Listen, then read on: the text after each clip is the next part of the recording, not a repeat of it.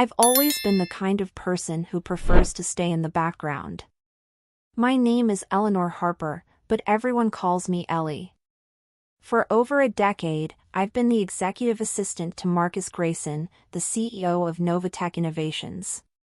It's a fancy title, but really, I'm the one who keeps this place from falling apart. Marcus may be the face of the company, but I'm the backbone. Not that he'd ever notice. I sat at my desk, my fingers flying across the keyboard.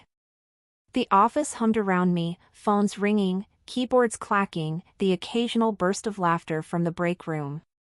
It was a familiar rhythm, one I'd grown used to over the years. Marcus's office was just a few feet away, its glass walls giving him a clear view of the floor. He liked to keep an eye on everyone, though he rarely saw what was really going on. I glanced up as Marcus stormed out of his office, his tie slightly askew and his face flushed. He was on the phone, his voice sharp and impatient. "I don't care what it takes, just get it done," he barked before slamming the phone down. He turned to me, his eyes narrowing. "Ellie, I need the quarterly reports on my desk in 10 minutes. I nodded, already pulling up the files on my computer. "They're almost ready," I said calmly. "I just need to." "I don't need excuses," he interrupted, cutting me off. "Just get it done." I bit my tongue, resisting the urge to remind him that I'd been the one to compile the data, analyze the numbers, and prepare the presentation he'd need for the board meeting. But I didn't say anything. That wasn't my place. Instead, I finished the report, printed it out, and placed it neatly on his desk, all within the 10-minute deadline. Marcus didn't even glance at it. He was too busy pacing his office, ranting about incompetent suppliers and missed deadlines. I returned to my desk, my hands trembling slightly. It wasn't the first time he'd spoken to me like that, and it probably wouldn't be the last. But it still stung. The truth is, I've always been the one holding this company together. Marcus may be the one making the big decisions, but I'm the one who makes sure those decisions actually work. I've renegotiated contracts, smoothed over conflicts, and even saved us from a few lawsuits, all without Marcus ever realizing it. He thinks everything runs smoothly because of his brilliant leadership. But it's not him. It's me.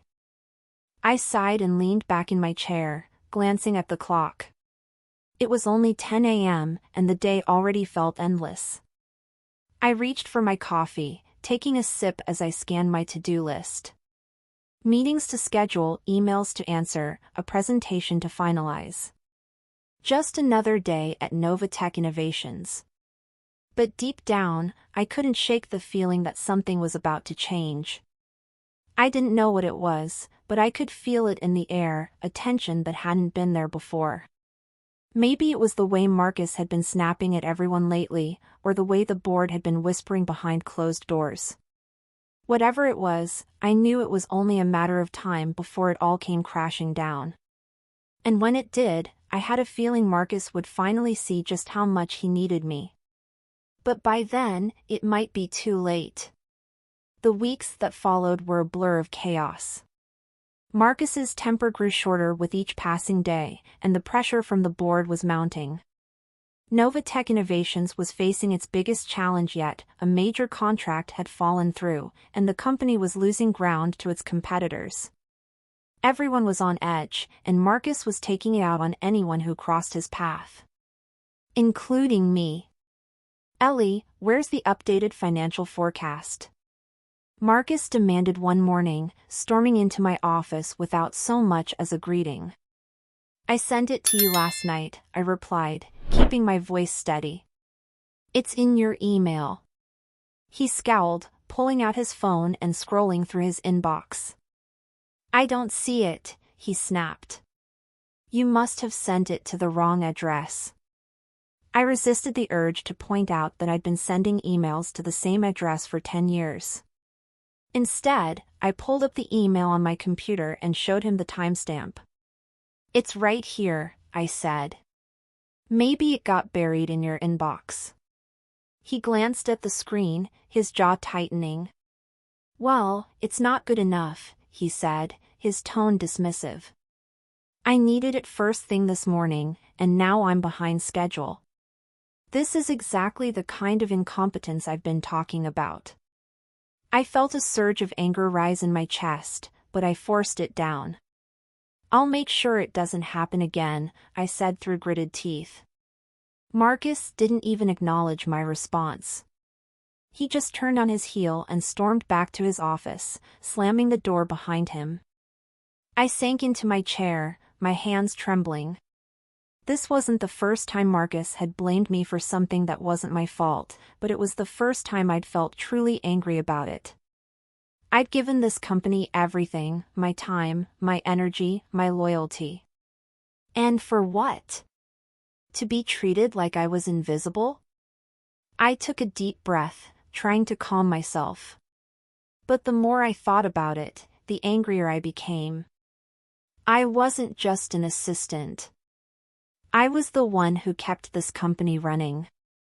I was the one who fixed Marcus's mistakes, who smoothed over his conflicts, who made sure everything stayed on track. And yet, he didn't even see me. That afternoon, the breaking point came. Marcus called me into his office, his face red with anger. Ellie, what the hell is this? He demanded, slamming a folder down on his desk. I glanced at the folder, recognizing it as the contract I'd negotiated with one of our biggest clients. It's the updated contract, I said.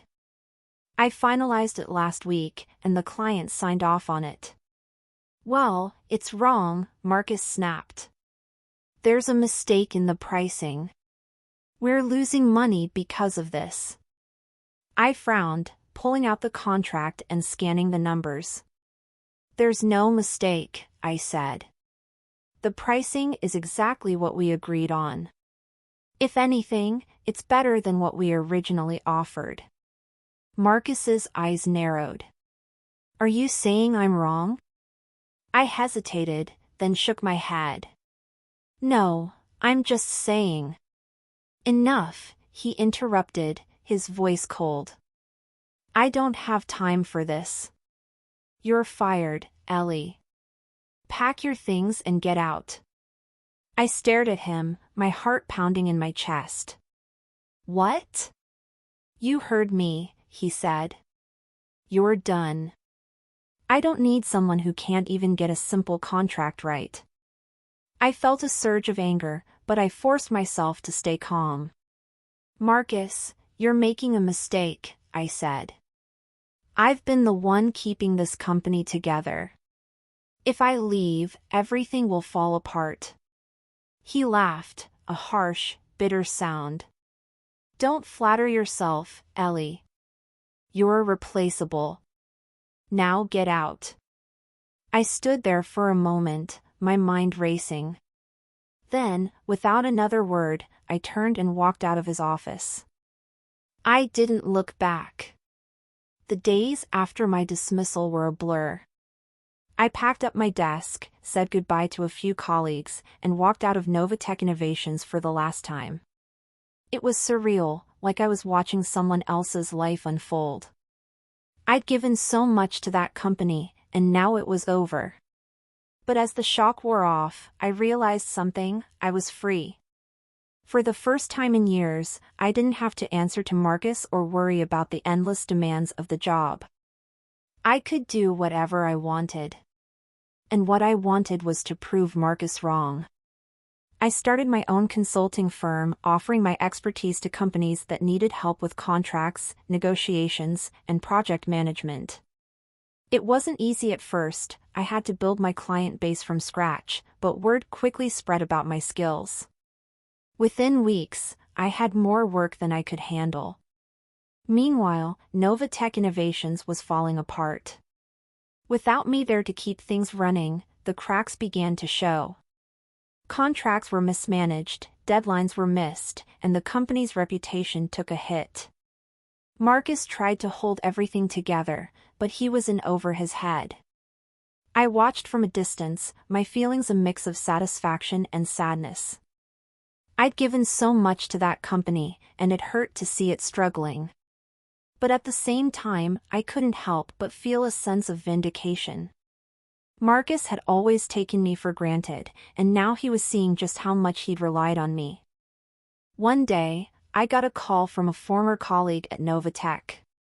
"Ellie, you need to come back," she said.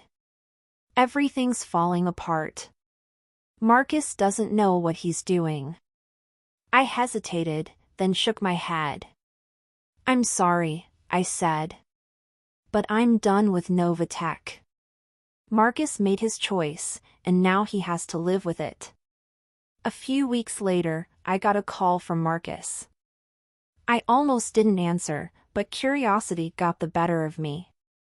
"Ellie," he said, his voice strained. "I need your help." I raised an eyebrow. "Oh. What kind of help?" "The company's in trouble," he admitted. "We're losing clients, missing deadlines, and the board is breathing down my neck.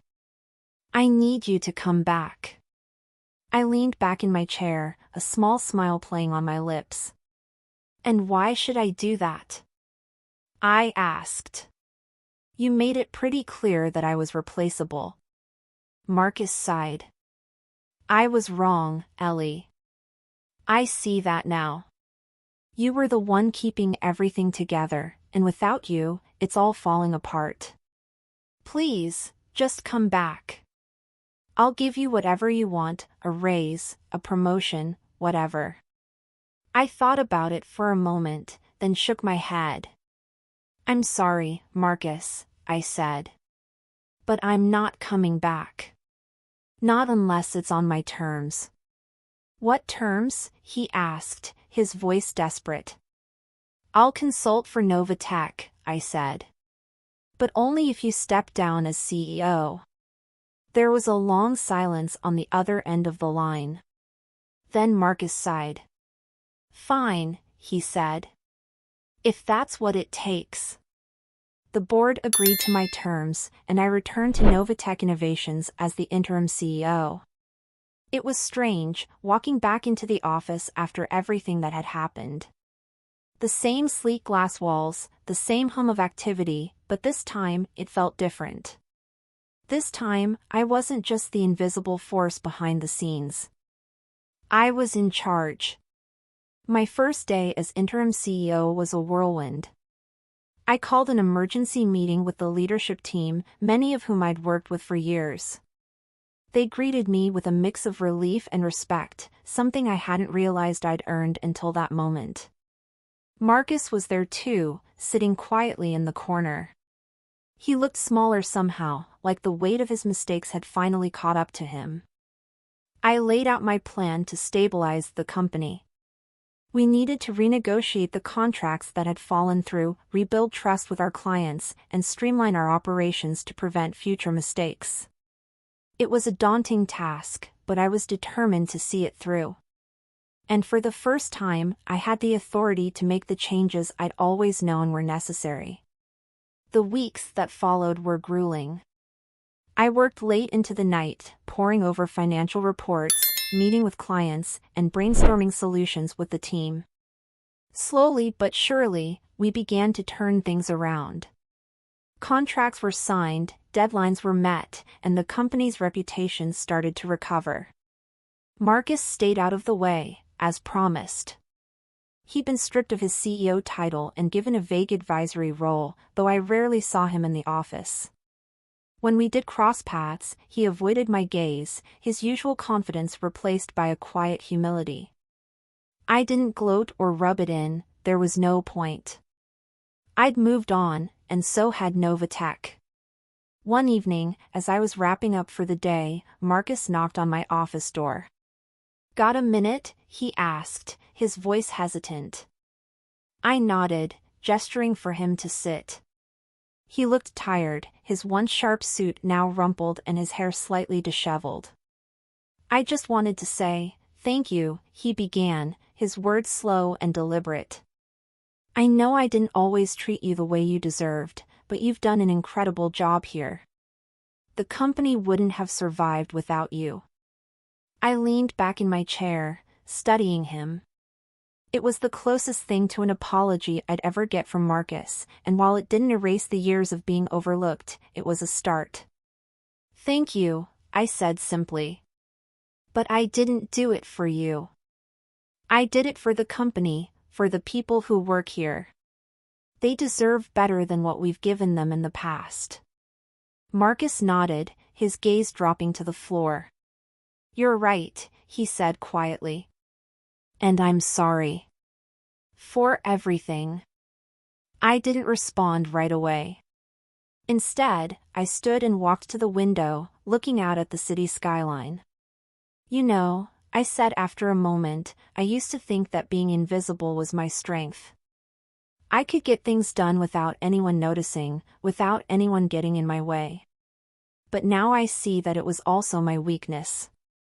I let myself be overlooked for too long." Marcus didn't say anything, and I didn't expect him to. This wasn't about him anymore. It was about me, about stepping into the spotlight and owning my worth. As the months passed, Novatech Innovations began to thrive under my leadership. The board offered me the CEO position permanently, and I accepted. It was a new beginning, not just for the company, but for me. I made it a priority to create a culture where every employee felt valued, not just the ones at the top. I implemented open-door policies, encouraged collaboration, and made sure that credit was given where it was due. The changes weren't always easy, but they were necessary. And slowly but surely, the company began to feel like a family again. One day, as I was walking through the office, I overheard a group of employees talking. "Did you hear about the new contract?" one of them said. "Ellie closed it herself. She's amazing." I smiled to myself, a warmth spreading through my chest. For the first time, I wasn't just the invisible force behind the scenes. I was Ellie Harper, the CEO who had saved Novatech Innovations. And that felt pretty good. Years later, as I stood at the helm of Novatech Innovations, I couldn't help but reflect on how far I'd come. I'd gone from being the overlooked assistant to the CEO, from the invisible pillar to the face of the company. It hadn't been an easy journey, but it had been worth it. Marcus had moved on, starting a small consulting firm of his own. We didn't talk much, but when we did, there was a mutual respect that hadn't been there before. He'd learned his lesson, and so had I. As for Novatech, it was stronger than ever. We'd weathered the storm and come out on the other side, thanks to the hard work and dedication of everyone who believed in the company, and in me. I'd always been the pillar holding everything together, even when no one could see me. But now, standing in the spotlight, I realized something: being seen wasn't about recognition or praise. It was about owning my worth and refusing to be overlooked. And that was a lesson I'd carry with me for the rest of my life. Thank you for watching. If you have been inspired by this video, please kindly like and subscribe to our channel, and don't forget to share to your loved ones. And then I thought about my father, about the man who had once been my hero but had broken my heart. I thought about his apology, about the pain and regret in his eyes. I didn't know what to do.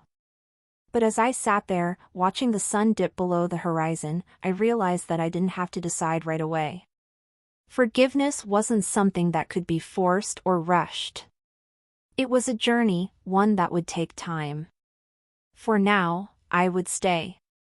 I would spend time with my father, not because I owed him anything, but because I wanted to. Because, despite everything, he was still my father. And maybe, just maybe, that was enough. Thank you for watching. If you love this story, please like and share the video. Also subscribe to our channel so that we keep bringing more stories to you.